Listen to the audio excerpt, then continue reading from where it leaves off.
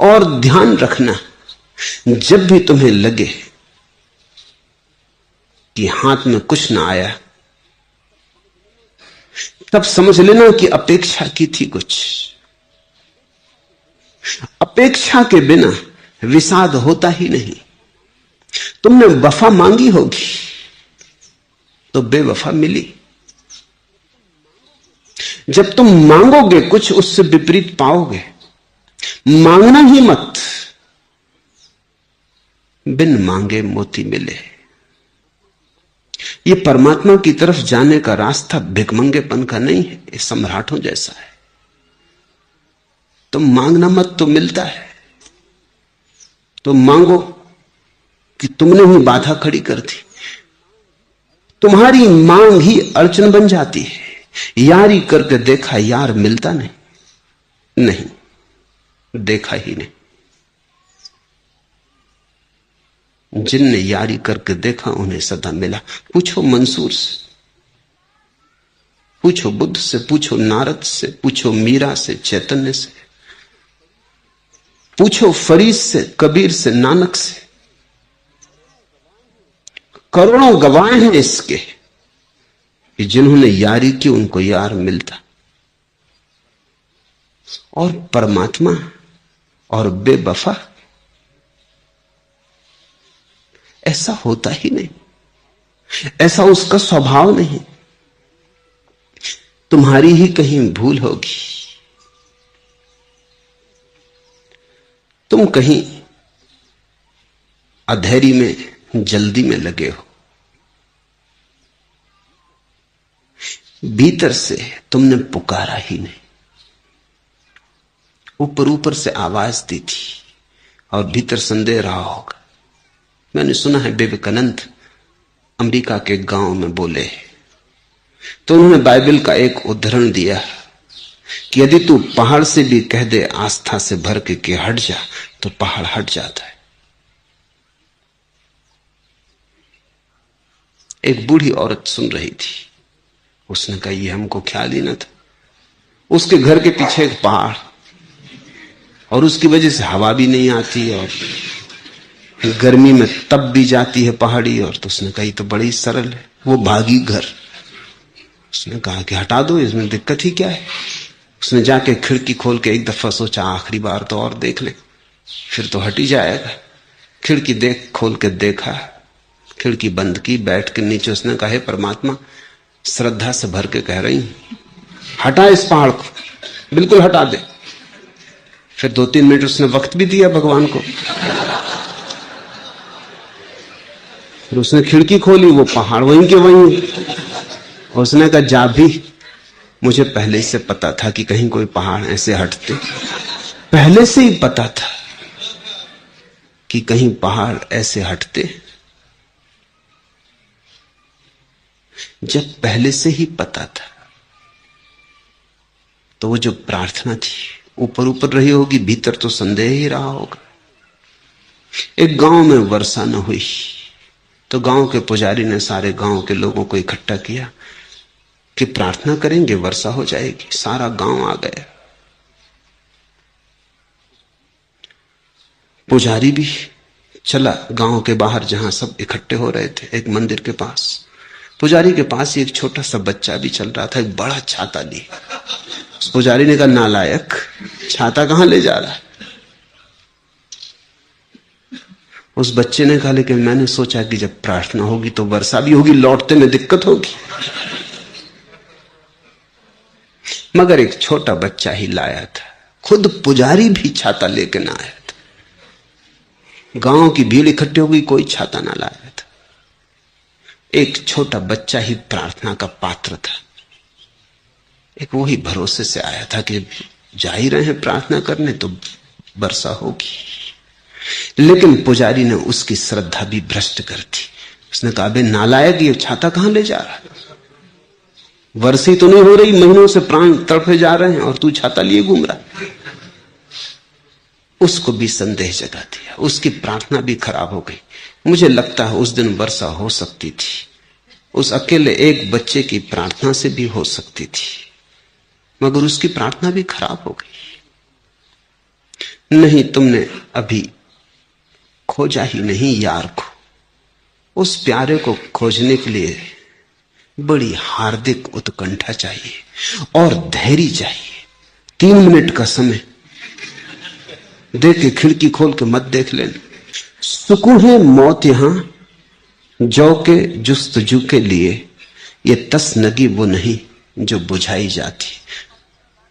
जो उसकी खोज पे निकलते हैं कोई प्यास बुझाने थोड़ी निकलते हैं। वो कहते हैं ये तसनगी वो नहीं जो बुझाई जाती है। कोई प्यास ऐसी थोड़ी है जो बुझाने की जरूरत है। ये तो प्यास बड़ी प्यारी है। वो तो कहते हैं जितनी याद करवाए और जितनी देर प्रतीक्षा करवाए तेरी कृपा। तेरा मिलन ही थोड़ी सुखद है, तेरा इंतजार भी। भक्त कहता है छिपा रहे, जितना छिपना हो अच्छा ही हुआ, और प्रार्थना कर लेंगे थोड़ी, मिल जाएगा तो फिर क्या होगा। छिपा रहे, थोड़ा और इंतजार से, उसका इंतजार भी प्यारा है। सुकून है मौत यहां उसकी राह पर जो सुकून की तलाश कर रहे हैं, चैन की तलाश कर रहे हैं, वो तो गलती में है। सुकून है मौत यहां जौ के जुस्तजू के लिए जो जीवन की तलाश पर निकले हैं, परमात्मा की तलाश पर निकले हैं। उनके लिए चैन की बात ही नहीं उठानी चाहिए। ये तसनगी वो नहीं जो बुझाई जाती, ये तो प्यास बढ़ाई जाती। प्रार्थना तो प्यास में घी का काम करती है। जैसे घी आग में पड़ता है, ऐसी प्रार्थना प्यास में पड़ती, बबकती है आग। एक ऐसी घड़ी आती है कि तुम प्यास ही प्यास रह जाते हो। तुम्हारे भीतर कोई ऐसा भी नहीं रह जाता जो कहे मैं प्यासा हूं, वरन ऐसी ही भावना रह जाती है कि मैं प्यास हूं। उसी घड़ी यार मिल जाता है। यार तो मिला ही हुआ है। यह न पानी से बुझेगी, यह न पत्थर से दबेगी, यह न सोलों से डरेगी। यह बेयोगी की लगन है, यह पपीहे की रटन है।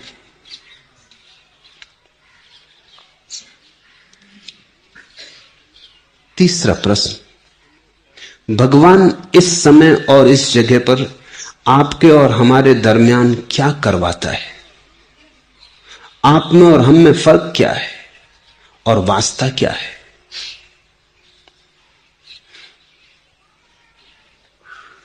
बड़ा खेल करवाता है।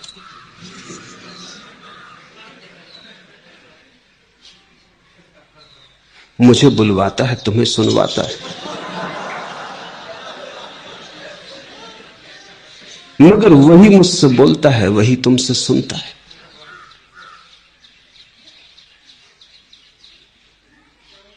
समझ लोगे तो बड़ी रसधार बहेगी, क्योंकि वही मुझसे बोला है, वही तुमसे सुनने चला आया है।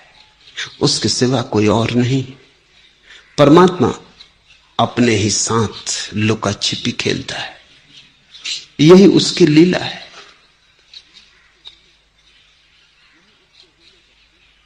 यही उसके होने का ढंग है। तुमने कभी अपने साथ लुका छिपी खेली?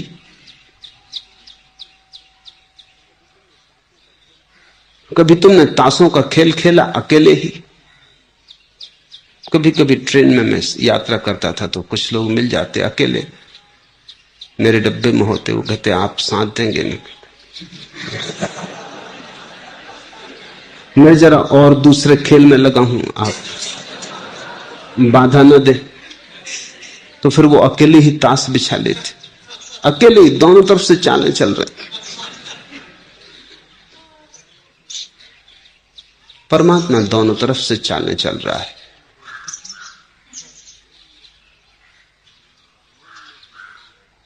राम में भी वही और रावण में भी वही।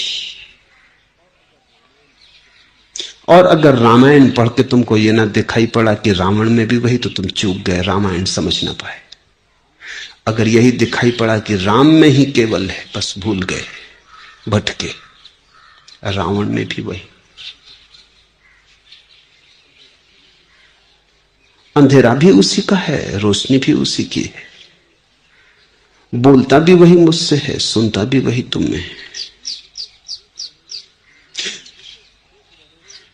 तुम जिसे खोज रहे हो वो तुम में ही छिपा है। खोजता भी वही है, खोजा जा रहा भी वही है। जिस दिन जानोगे, जागोगे, उस दिन हंसोगे। ज़ेन फकीर बोकोजू परम ज्ञान को उपलब्ध हुआ तो लोगों ने उससे पूछा कि परम ज्ञान को उपलब्ध होने के बाद तुमने पहली बात क्या की? उसने कहा, और क्या करते? एक प्याली चाय की मांगी। लोगों ने कहा, प्याली चाय की? परम ज्ञान और प्याली चाय की? उसने कहा, और क्या करते? जब सारा खेल समझ में आया कि अरे वही खोज रहा है, वही खोजा जा रहा है, तो और क्या करते? सोचा कि चलो बहुत हो गया, दिन बड़ी लंबी खोज हो गई, प्याली चाय की पी ली। हंसे खूब। जापान में एक फकीर हुआ है जो हंसता ही रहा ज्ञान के बाद। गांव गांव चलता रहा, होते ही उसका नाम था। हंसते ही रहता। लोग उसको मंदिरों में ले जाते कि कुछ बोलो तो खड़ा हो जाता और हंसता।